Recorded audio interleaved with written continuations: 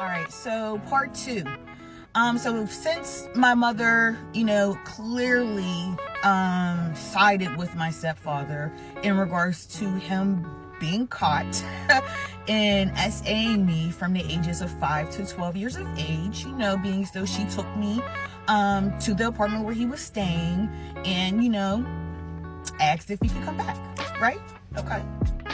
Now, I knew I had a father, okay? Didn't know where he lived.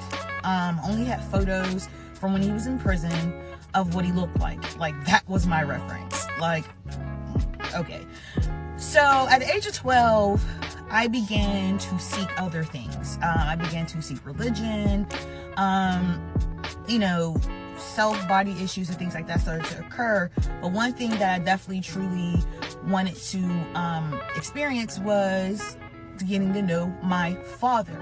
So there was a court date approaching for where my mother had child support, court date, and on the paper was his address. So it was just like, wow, here's the opportunity. Let me take this, Not wanting my mother to find out I was contacting my birth father, I got the address off and I wrote him a letter. In this letter, I don't recall into detail what I talked about, but I do believe it was the fact that I was trying to get, let's see, what would I call it? I was trying to get, here we go, a introduction. Like introducing myself to him and expressing that, I wanted to meet him and that, just wanting a relationship, right? So I write it, I mail it off, and I don't know how long it took to get a response back, but in that response, I do recall very deeply, being told he knew who I was and that he did not want me to write him anymore. He did not want me to contact him because he had a new family with his wife at the time, and they had children.